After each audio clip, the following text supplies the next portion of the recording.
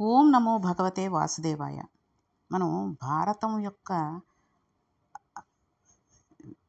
గొప్పతనాన్ని అంటే గొప్పతనాన్ని చెప్పుకునేటంతటి వాళ్ళం కాదు, కానీ భారతం ఎంత గొప్ప గ్రంథం, దానికి ఎంత గొప్ప ఇతిహాసం. అది వ్యాస భగవానుడు ఎందుకంత అలాగ మనందరికీ కూడా భారతాన్ని ఇచ్చాడు అనే విషయాలని తెలుసుకుంటున్నాం.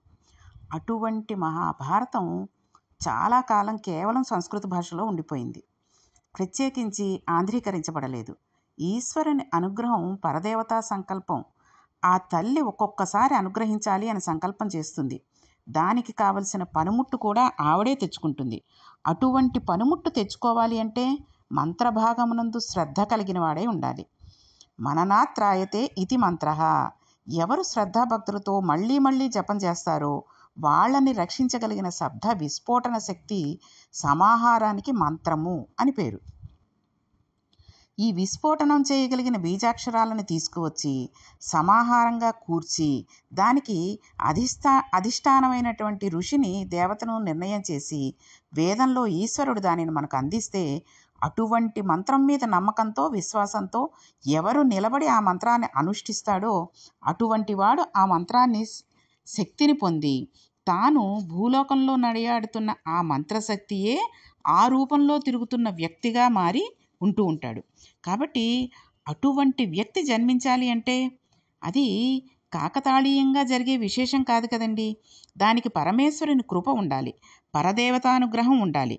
అంటే తప్ప అది ఉంటేనే తప్పితే అసలు సంస్కృతంలో ఉన్న భారతాన్ని ఆంధ్రీకరించి అందించగలిగిన మహాపురుష జననం జరగదు. ఒకవేళ జరిగినా అంత గొప్ప భారతాంధ్రీకరణ ప్రయత్నానికి సంకల్పం తాను చేసి అటువంటి మహాపురుషుడు ఒకడున్నాడని గుర్తించి ఆయనది త్యాగంతో కూడిన జీవితం అని గుర్తించి ఆయనకు ప్రతిఫలాపేక్ష లేదు, ఈయన కారణజన్ముడు, ఈయన జన్మించినందుకు ఈయన దగ్గర భారతాన్ని ఆంధ్రీకరింపజేసుకుని దీనిని నేను రాజైనందుకు నా కాలంలో ఈ భారతాన్ని ఆంధ్రీకరింపబడింది అని నేను అంటే దాని వలన ఈ జాతికి రాజరికం చేసినందుకు శాశ్వతుడను అవుతాను అని భావించే రాజు ఉండాలి. కాకపోతే కారే రాజులు రాజ్యములు కలగవే గర్వోన్నతిని పొందరే వారేరీ సిరిమూట కట్టుకుని పోవం జాలిరే భూమిపై వేరైనన్ కలదే శిబి ప్రముఖులన్ ప్రీతిన్ యసక్కాములై ఈరే కోర్కెలు వారలన్ మరిచెరే ఇక్కాలమున్ భార్గవ అన్నారు. ఎంతోమంది రాజులు పుట్టారు, ఎంతోమంది రాజులు వెళ్ళిపోయారు. అంతమంది రాజులు జ్ఞాపకం ఉన్నారా? ఎవరో ఎక్కడో ఒక్క మహానుభావుడు ఉంటాడు. ఆయన అన్ని రాళ్ల మధ్యలో ఉన్న సాలగ్రామాన్ని గుర్తించి అన్ని రాళ్లను పక్కకు తోసేసి సాలగ్రామాన్ని తీసుకువచ్చి నీట కడిగి అభిషేకం చేసి మెత్తటి దూతితో తుడిచి గంధం రాసి బొట్టు పెట్టి పూజామందిరంలో పెట్టి పూజించి సాలగ్రామ ఆరాధన చేత సాలగ్రామం నందు ఉన్న దేవతల అనుగ్రహం పొందిన ఆరాధకునికిలా ఇన్ని రాళ్ల మధ్యలో సాలగ్రామం ఉన్నట్టు తన రాజ్యంలోనే ఇంతమంది గృహస్థుల మధ్యలో ఒక గృహస్థుగా ఇంతమంది వేదం చదువుకునే వాళ్ళలో తాను ఒక వేదం చదువుకున్న వాడిలా ఇంతమంది మంత్రజపం చేసే వాళ్ళలో తాను ఒక జపం చేసుకునేవాడిలా ఇంతమంది ఉభయ భాషా ప్రవీణులలో తాను ఒక ఉభయ భాషా ప్రవీణుడిగా కనబడుతూ తాను ప్రత్యేకంగా మహాభారతాన్ని ఆంధ్రీకరించగలిగిన ప్రజ్ఞతో కూడి ఉన్నవాడను అన్న మాట కూడా అతిశయంతో ఎక్కడా చెప్పని వ్యక్తిని గుర్తించగలిగిన ప్రజ్ఞ ఒక రాజునందు ప్రచోదనం కావాలంటే అది కూడా పరదేవత అనుగ్రహమే. అంతే కదండి. పరదేవత ఒక రాజునందు ఆవహించి అటువంటి కోరిక పుట్టించాలి. ఆంధ్రీకరించి అందించడానికి ఎంత కష్టపడితే, ఎంత తాపత్రయపడితే, వారు ఎంత వ్యగ్రతను పొందితే, వాళ్ళ శరీరం ఎంత ఖేదాన్ని పొందితే శ్రీ నన్నయ్య గారు, తిక్కన గారు, ఎర్రాప్రగడ గారు భారతాన్ని ఆంధ్రీకరించి ఉంటారో గమనించండి. భారతం ఎందుకు ఆంధ్రీకరించబడాలని కోరుకుంటున్నాడో ఆయన నోటితో ఆయన చెప్పినప్పుడు ఆయన తోడి తనకున్న స్నేహ విశేషం చేత శీలాన్ని విచారణ చేసిన సమర్థుడైన ఆంధ్రీకరించగలిగిన కవి రూపంలో భూమి మీద పెరుగుతున్న ఈశ్వరుని ప్రజ్ఞా విశేషం కలిగిన ఆ కారణజన్ముడు రాజు చెప్పిన మాట యథార్థమని గుర్తించి ప్రచోదనాన్ని పొందితే ఆ ఆనందంతో ఇవాళ నేను అందించే ఈ భారతం రాబో కాలంలో ఎన్ని కోట్ల మందిని తరింపజేస్తుందో, ఎంతమందికి ధర్మాన్ని అందిస్తుందో ఆంధ్రీకరించవలసిందే అని తనకున్న పాండితీ ప్రకర్షని ప్రజ్ఞా విశేషాలని రంగరించి ఘంటం పట్టుకుని ఆంధ్రీకరించి ఏమీ కోరుకోకుండా ఆ భారతాన్ని లోకానికి అందించి తమ శరీరాన్ని విడిచి వెళ్ళిపోయిన నన్నయాదులు మనకి ప్రాతస్మరణీయులు. వాళ్ళు వందనీయులు. వారికి నమస్కరించకపోతే మనకి ఋషి రుణం తీరదు. అంతటి మహాపురుషులైన వారు కేవలంగా ఈవేళ నన్నయ్య గారు ఆది పర్వం, సభాపర్వం, అరణ్య పర్వంలో కొంత భాగం చేసి విడిచిపెట్టేస్తే, ఆయన శరీరాన్ని విడిచిపెట్టిన ఉత్తర క్షణంలో మిగిలింది నేను పూర్తి చేస్తాను అని అందుకున్న వాళ్ళు లేరు. మళ్ళీ అటువంటి సమర్థుడు పుట్టాలి అంటే మళ్ళీ కొన్ని వందల సంవత్సరాలు వ్యత్యాసం ఉంది. మళ్ళీ తిక్కనగారు పుట్టినప్పుడు మళ్ళీ తిక్కనగారిలోని ప్రజ్ఞను గుర్తించగలిగిన ఇంకొక రాజు రావాలి. అంటే మళ్ళీ పరదేవత అనుగ్రహం కలగాలి. కాబట్టి నన్నయ్య గారి కాలంలో పుట్టిన వాళ్ళు మనంత అదృష్టవంతులు కారు. ఎందుచేతనంటే వాళ్ళు తెలుగు చేయబడిన పూర్తి భారతాన్ని పూర్తిగా చదువుకోలేదు. వాళ్ళు నన్నయ్య గారు తెలుగులో చేసినటువంటి భారతాన్ని మాత్రమే చదివారు. తిక్కన గారి కాలంలోని వారు కూడా అదృష్టవంతులు కారు. వాళ్ళు నన్నయ్య గారు, తిక్కన గారు ఆంధ్రీకరించిన భారతాన్ని మాత్రమే చదువుకున్నారు. ఎర్రాప్రగడ కాలంలో ఉన్నవాళ్ళు ఎర్రాప్రగడ ఆంధ్రీకరించిన భారతాన్ని అంతా చదివారు అనే నమ్మకం లేదు కదండి. కానీ మనం ఎంత అదృష్టవంతులం అండి. ఎందుచేతనంటే నన్నయ్య గారు, తిక్కన గారు, ఎర్రాప్రగడ గారు భారతాన్ని ఆంధ్రీకరించి మనకి ఇచ్చేస్తే దానిని నేడు మనం చాలా సులభంగా కొద్ది డబ్బుతోటి దానిని ఇలా వెళ్ళి అలా కొనుక్కు తెచ్చుకుని హాయిగా కుర్చీలో కూర్చుని చదువుకుని అనుభవించగలిగిన స్థితిలో ఉన్నాం. అయితే ఇది అందరూ చదివేసి ఆ ఆనందాన్ని అనుభవించేస్తున్నారా అంటే చెప్పలేకపోతున్నాం. ఎందుకంటే మిగిలిన పుస్తకాలు చదివేటటువంటి ఆ ఇష్టం ఈ భారతం, రామాయణం, భాగవతం, శివపురాణం ఇలాంటివి చదివేటందుకు చాలామంది ఉత్సాహాన్ని చూపించట్లేదు. ఎందుకంటే అవి ఈ కాలాన్ని బట్టి, వాళ్ళ కోరికలను బట్టి, వాళ్ళకి కావలసిన రీతిలో చాలామంది రచయితలు అక్కర్లేని విషయాలన్నిటినీ కూడా ఆ పుస్తకాలలో గుప్పించి రచించేస్తున్నారు. అది ఎప్పుడైనా మనం ఆ పుస్తకం చదివేసి సోఫాలో పెట్టేసి పొరపాటున అంటే అది దాచేద్దామనే ఉద్దేశం మనకున్నప్పటికీ ఏదో పని హడావుల్లోనో ఎందుకో అది పుస్తకం అక్కడ పెట్టేసి వెళ్ళిపోయిన తర్వాత మన ఇంట్లో కొంత వయసులో ఉన్నటువంటి పిల్లలు మన పిల్లలే ఆ పుస్తకాన్ని తీసి చదివితే వాళ్ళు ఎంత పాడైపోతారండి. పాడైపోవడమే కాదు, అయ్యో నాన్న అమ్మ ఇలాంటి పుస్తకాలు చదువుతున్నారా అని ఒక రకమైన రాకూడని ఆలోచనలు కూడా వాళ్ళకు వచ్చేస్తూ ఉంటాయి. కాబట్టి సాధ్యమైనంత వరకు పిల్లలు బాగుపడడం అనేది కేవలం తల్లిదండ్రుల మీదే ఆధారపడి ఉంటుంది. ఎందుకంటే మనం చేసే ప్రతి పనిని వాళ్ళు తెలియదేమో అనుకుంటాం, కానీ ప్రతిదీ అబ్జర్వ్ చేస్తూ ఉంటారండి పిల్లలు. ప్రతిదీ కనిపెడుతూ ఉంటారు. అమ్మ ఏం చేస్తోంది, నాన్న ఏం చేస్తున్నాడు, అలాగా వాళ్ళకి ఏదైనా గొప్ప విషయంగా అనిపించింది అనుకోండి, అమ్మా నాన్నలు చేసే విషయం, వాళ్ళు కూడా అలా చేయడానికి వాళ్ళు ఉత్సాహాన్ని చూపిస్తారు. అందుకనే మనం ఎప్పుడూ కూడా పిల్లల ముందు చాలా పెద్దవాళ్ళు చూడండి చెబుతూ ఉంటారు. మన అమ్మమ్మలు, తాతగారులు అలాంటి వాళ్ళు చెప్పిన సంఘటనలు ఉంటాయి. ఈ కాలం వాళ్ళకి చెప్పినా వాళ్ళు అర్థం చేసుకోవట్లేదు అనుకోండి, పిల్లల ముందు దెబ్బలాడుకోకండి, వాళ్ళ ముందు తిట్టుకోకండి, వాళ్ళ ముందు గొడవ పడకండి అని చెప్తూ ఉంటారు. అందుకే పిల్లలందరూ స్కూళ్ళకి వెళ్ళిపోయాకో లేకపోతే పిల్లలందరూ పడుకున్నాకో ఏదైనా గొప్ప గొప్ప విషయాలు పిల్లలు వినకూడనటువంటి విషయాలు ఏమైనా ఉంటే అలాంటివి చర్చించుకోవడానికి, అంటే ఇంట్లో ఏమైనా ఒకళ్ళ మీద ఒకళ్ళకి ఏదైనా కోపం కలగడము, బాధ కలగడము, అప్పుడు ఉమ్మడి కుటుంబాలు కదండి. కాబట్టి అటువంటివి జరిగేటప్పుడు ఏం చేస్తారు, పిల్లలందరూ నిద్రపోయాక అప్పుడు ఒకళ్ళకొకళ్ళు మాట్లాడుకుంటూ ఉంటారు. కాబట్టి మనం చేసే ప్రతి పని మన పిల్లల మీద దాని ఎఫెక్ట్ ఉంటుంది అని ఒక ఆలోచన పెట్టుకుని మనం చేయాలి.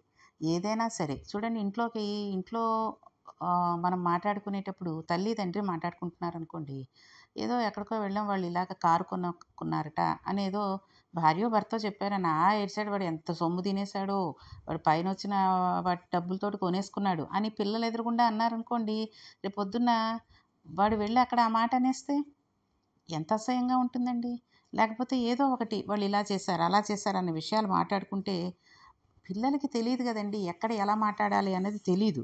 కాబట్టి చెడు మాటలు ఎప్పుడూ కూడా పిల్లలు ఎదురుగుండా ఒకళ్ళని తీసి పడేసేయడం గానీ, ఒకళ్ళ గురించి తక్కువగా చెప్పడం గానీ, లేకపోతే మనకింతుంది, వాళ్ళకింత లేదు, వాళ్ళలాంటి వాళ్ళు, వీళ్ళిలాంటి వాళ్ళు అనేటటువంటి విషయాలు ఎప్పుడూ మాట్లాడకూడదు. అలాగే మనం చదువుకునే పుస్తకాలు కూడా చక్కటి పుస్తకాలు. పురాణాలకి సంబంధించిన పుస్తకాలు, దేవుడికి సంబంధించిన పుస్తకాలు, జ్ఞానాన్నిచ్చే పుస్తకాలు కొన్ని కొన్ని ఉంటాయి. మనకి ఈ రోజుల్లో చెప్పాలంటే కొన్ని యండమూరి వీరేంద్రనాథ్ గారి పుస్తకాలుంటాయి. చూడండి ఆయన పిల్లల ఎలా చదువుకోవాలి, అది ఏంటో కష్టపడి చదవకండి, ఇష్టపడి చదవండి అని ఒక పుస్తకాన్ని రాశారాయన. అది పిల్లలకి చూసినా గూడా అవును ఎందుకంత కష్టపడిపోయి ఏదో ఇంక 24 గంటలు చదవడం ఎందుకు? ఆ పుస్తకం మీద ఇంట్రెస్ట్ తెచ్చుకొని, ఓహో! ఇది సరదాగా ఆడుతూ పాడుతున్నట్టుగా చదివేస్తే మనసులో గుర్తుండిపోతుంది అనేటట్టుగా చెప్పారాయన. అలాంటి పుస్తకాలు కొని ఇంట్లో పెట్టుకున్నందువల్ల తప్పుండదు. కానీ అక్కర్లేని పుస్తకాలు మాత్రం మీరు దయచేసి ఇళ్లల్లో పెట్టకండి. తర్వాత ఈ పురాణాల పుస్తకాలు అవి తెచ్చిన తర్వాత కూడా చాలామంది ఏం చేస్తారంటే చదువుతూ, చదువుతూ టీపాయ్ మీద విదిలేయడం. ఇది మీకు చాలా సార్లే చెప్పాను. కానీ మళ్ళీ, మళ్ళీ ఎందుకు చెప్తున్నానంటే పురాణాలకి ఇవ్వాల్సిన వాళ్ళు ఎంతో కష్టపడి మనం అందరం చదివి ఆ పుణ్యాన్ని దక్కించుకోవాలని ఎంతో కష్టపడి, ఎన్నాళ్ళో కష్టపడి మనందరి కోసం ఈ పుస్తకాలు రచించారు. అంతటి గొప్ప గ్రంథాలని, అంతటి గొప్ప ఇతిహాసాలని మనం కేవలం టీపాయ్ మీద పేపర్ పడేసే చోట పెట్టి, అప్పుడే కూర్చుని కాఫీ తాగేసి, ఆ కాఫీ గ్లాస్‌ను కూడా దాని పక్కన పెట్టేస్తే ఎంత తప్పండది. కాబట్టి అటువంటి తప్పులు తెలిసి తెలియక గూడా చేయకండి. కేవలం దేవుడి గదిలోనే ఈ పుస్తకాలన్నీ పురాణాలకు సంబంధించినవి ఉంచుకోండి. లేదు అంటే దానికి ఒక ప్రత్యేక స్థానాన్ని పెట్టుకొని హాల్‌లో అవనండి, ఎక్కడైనా సరే మీరు రీడింగ్ రూమ్ అనుకోండి, ఏదనుకోండి అక్కడ పెట్టుకోండి. దానికి ఒక ప్రత్యేక స్థలం. దాని మీదే చూడండి దేవుడి గదిలో పెట్టుకోమన్నారు కదా అని దాని మీదే అగరత్తుల పెట్టి, లేతే అగ్గిపెట్లు, చూడండి ఈ ఒత్తుల పెట్లు అలాంటివి కూడా పెట్టేస్తూ ఉంటారు. అలా పెట్టకూడదు, తప్పు. ఎందుకంటే అది రామాయణం అన్నామనుకోండి, సాక్షాత్తు రామచంద్రమూర్తి, సీతారాములు అక్కడున్నారని అర్థం. భాగవతం, శ్రీకృష్ణ పరమాత్మ అక్కడున్నాడు. వాళ్ళ మీద ఈ అగరత్తుల స్టాండులు, లేకపోతే అగరత్తుల పెట్టెలు, ఒత్తుల డబ్బాలు ఇవన్నీ పెట్టేస్తే ఎంత తప్పండది. కాబట్టి అలాంటివేవీ చేయకండి. దయచేసి ఆ పుస్తకానికి ఒక అరంటూ ఇచ్చి, కుదిరితే మీరు ఒక పువ్వు పెట్టండి రోజు. మర్నాడు ఆ పువ్వు తీసేసి మళ్ళీ కొత్త పువ్వు పెట్టండి. లేదు మీకు కుదరదు, ఒక్క నమస్కారం పెట్టుకోండి చాలు, అంతే. భగవంతుడు సంతోషిస్తాడు. అంతేగాని ఎక్కడెక్కడో అక్కర్లేని పుస్తకాలు ఎందుకు తెచ్చుకోకూడదని అంటున్నామంటే, ఇక్కడ ఏమన్నారండి, భారతాన్ని వాళ్ళందరూ ఆంధ్రీకరించి మనకిచ్చేస్తే, దాన్ని మనం ఎంత సులభంగా చదివేసుకుంటున్నామండి. కొద్ది డబ్బుతో షాపుకెళ్ళి, అలా వెళ్ళి ఇలా తెచ్చుకొని హాయిగా కుర్చీలో కూర్చొని చదువుకొని అనుభవించగలిగిన స్థితిలో ఉన్నాము అన్నారు. అయితే భారతాన్ని చదివితే చాలని ఈశ్వరుడు ఆ స్థితిలో మనల్ని అనుగ్రహిస్తున్నాడు. అలా గూడా అనుభవించని వాడు ఎవరైనా ఉన్నారనుకోండి, తన ఇంటి కింద నిధి ఉంటే తవ్వుకొని అనుభవించకుండా భిక్షాపాత్ర పట్టుకుని పక్క ఇళ్ళకు వెళ్ళి అక్కడ ఐశ్వర్యం ఉన్నదనుకుని భిక్షాటనం చేసి దరిద్రం అనుభవించేవాడు ఎటువంటి వాడో, తన ఇంట ఉన్న భారతాన్ని చదువుకొని తరించలేనివాడు అటువంటి వాడు. కాబట్టి మనం భాగ్యవంతులం. భారతం అంత గొప్ప గ్రంథం. అది పంచమ వేదం. దానిని మొదట నన్నయ్య గారు ఆంధ్రీకరించారు. నన్నయ్య గారికి ఆదికవి అని బిరుదు. ఆయనకు ఉన్న 2 బిరుదునామాలలో ఆది ఒకటి అయితే నిజానికి బిరుదునామం కాదు, గొప్పది. నన్నయ్య గారు మన జాతికి అందించిన మహాభారతం అనే గొప్ప ఫలం ఉందే, అదే మనకి గొప్పది. అయితే ఆదికవి అని ఆయనను పేర్కొంటే నన్నయ్య గారికి ముందు కవి లేరా అనే సందేహం మనకు కలగవచ్చు. అంతే కదండి. ఆది అంటే మొట్టమొదటి అని అర్థం కదండి. మొట్టమొదటి కవి ఆయనే అయితే ఆయనకంటే ముందు ఎవరు లేరా? నన్నయ్య గారికి ముందు కూడా కవులున్నారు. తర్వాతి కాలంలో ఆంధ్రదేశంలో వచ్చిన అనేక రచనా ప్రక్రియలకు కావలసిన విధి విధాన సౌకర్యాలని మహాభారతంలో తాను ఆంధ్రీకరించిన భాగంలో చూపిస్తూ ఆయన ఈ భారతాన్ని ఆంధ్రీకరించారు. ఈ ఆంధ్రీకరించే ప్రయత్నంలో మొదటి పర్వమే ఆది పర్వం. ఆది అన్న శబ్దానికి మొదలు అన్న పేరు. సంస్కృత భారతం నందు కూడా వ్యాస భగవానుడు రచించిన భారతం మొదటి పర్వం కూడా ఆది పర్వమే. ఈ పర్వముల పేర్లు అలాగే ఉంటాయి. వాటిని అలాగే ఉంచి అలాగే ఆంధ్రీకరించి తీసుకువచ్చారు. అందులో ఆదిపర్వం ప్రారంభంలో అంటే మహాభారతాన్ని ఆంధ్రీకరించడం ప్రారంభం చేస్తున్న సమయంలో నన్నయ్య గారి నోటి నుండి వచ్చిన మొట్టమొదటి పద్యాన్ని ఆయన సంస్కృత భాషలోనే రచించారు. దానికి కారణం ఏంటో తెలుసండి? ఒక్కటే. మనకి దేవతారాధన అని ఒక మాట ఉంది. దేవతారాధన అంటే భగవంతుణ్ణి ఆరాధించడం. మనం జాతీయ భాష అని ఒక భాషను పెట్టుకున్నాం. రాష్ట్రాలు రాష్ట్ర భాష అని ఒక భాషను పెట్టుకున్నాయి. ఎవరి భాష మీద వాళ్ళకి ఎంతో మక్కువ ఉంటుంది. ఈ సందర్భంలో ఈశ్వరుడు కూడా ఒక నిర్ణయం చేశాడు. నామాలు చెప్పుకోవడంలోనూ, భగవంతుని స్మరించడంలోనూ, భజన చేయడంలోనూ మనం ఏ భాషలో చేస్తున్నామనే దానికి సంబంధం ఉండదు. కానీ వైదికమైన ఆరాధనా విధాన ప్రక్రియ యందు సంస్కృత భాష మాత్రమే ఉపయోగిస్తారు. ఆ రాష్ట్ర భాష ఏదైనప్పటికీ ఈ ఆరాధనా విధాన ప్రక్రియ యందు మాత్రం సంస్కృత భాషను మాత్రమే ఉపయోగిస్తారు. భారతాన్ని ఆంధ్రీకరించడం అనే మహోజ్వలమైన ప్రక్రియ ప్రారంభం చేస్తూ నన్నయ్య గారు దేవతామూర్తుల ఆరాధన, ఆత్రిమూర్తుల అనుగ్రహం తనకు కలగాలని సంస్కృతంలోనే ప్రారంభించారు. సంస్కృతంలో ప్రారంభించడం తెలుగు భాషకు ఏదో తక్కువ చేసినట్టుగా మనం భావించకూడదు. సంస్కృతం తల్లి వంటిది. తాను ఎంత గొప్పవాడైనా కావచ్చు, కానీ తనను కన్న తల్లి తాను చదువుకున్నంత చదువుకున్నది కాకపోవచ్చు. అయినా సరే తనను కన్న తల్లి తానిప్పుడు ఎంత ఐశ్వర్యవంతుడో ఆమె అంత ఐశ్వర్యవంతురాలు కాకపోవచ్చు. అయినప్పటికీ తానిప్పుడు ఎంత అందంగా ఉన్నాడో తన తల్లి అంత అందంగా, అంత శరీర పటుత్వంతో లేకపోవచ్చు. కానీ అలా ఉన్నప్పటికీ అమ్మ అమ్మే. అమ్మ కనపడితే నమస్కరించడమే అసలు అవతల వారి వ్యక్తిత్వానికి నిదర్శనం. కాబట్టి ఆయన ఆ సంస్కృత భాషలో మొట్టమొదటి పద్యాన్ని చేసి ఆ త్రిమూర్తులను గౌరవించి ఆ త్రిమూర్తుల శక్తి స్వరూపాలను కూడా స్తోత్రం చేయడం నన్నయ్య గారి పరిణతికి నిదర్శనం.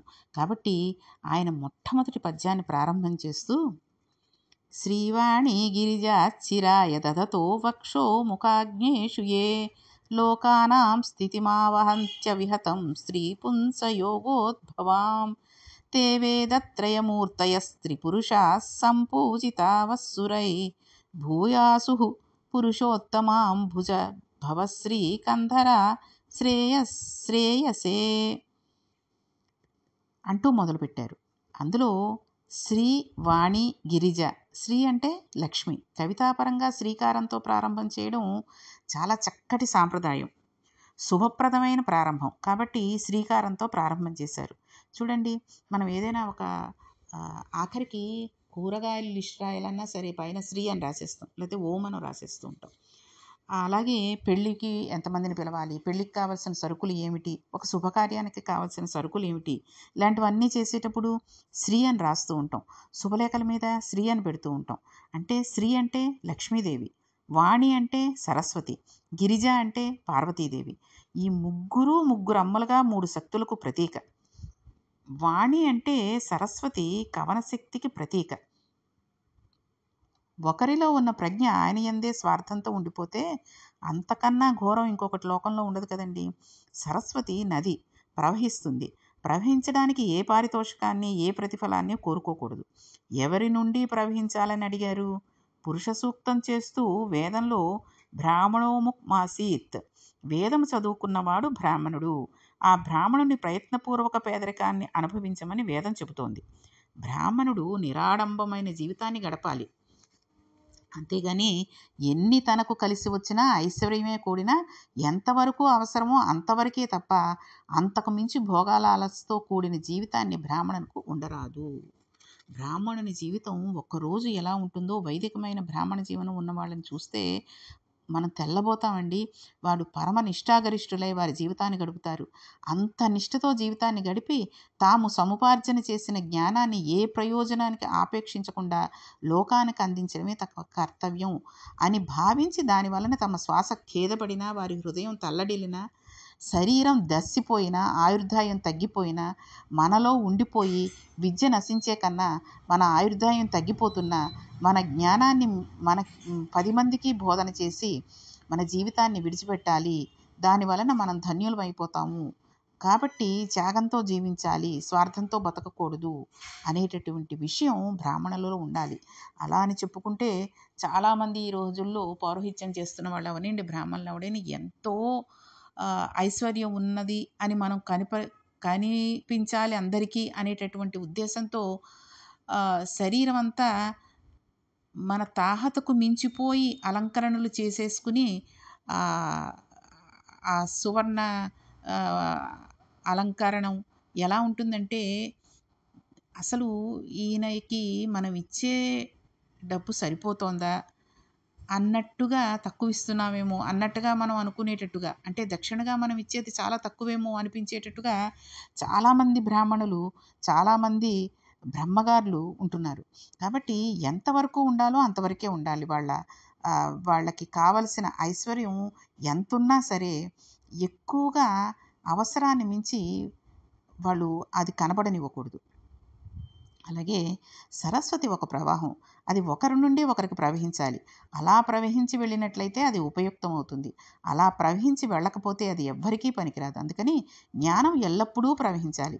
ఒక వ్యక్తిలో ఉన్న ప్రజ్ఞ ఎల్లప్పుడూ ప్రవహించాలి. కాబట్టి దానికి సరస్వతి అని పేరు.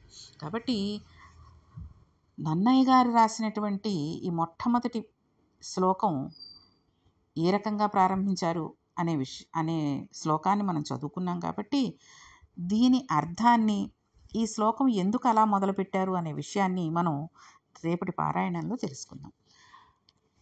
ఓం నమో భగవతే వాసుదేవాయ.